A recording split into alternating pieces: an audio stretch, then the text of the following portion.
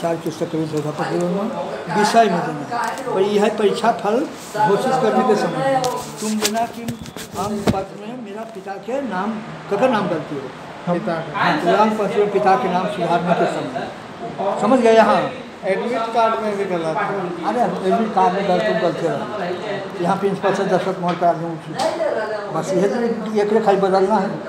परीक्षा फल में यहाँ है जो तुम बता दें कि अंक पत्र में पिता के नाम सुधार के समय समझ गए।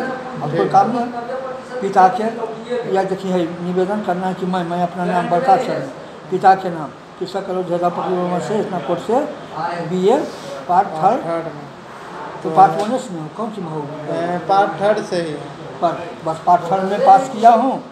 पार्ट खंड पार्ट ठीक है मैंने सलंग मैं कर रहा हूँ फोटो कॉपी लगा दूँ हम नाम रोल नंबर फलना देना सब कुछ है आपको कुछ लिखना हो गया खाली एकड़ा बदलना है। परीक्षा फल घोषित करने के संबंध में तो नाम सुधार के संबंध में अभी फर्मा कहाँ मिलता है सर? कौन सी वहाँ पर शासकीय खिड़किया जगह पर ले खुले फॉर्मा 10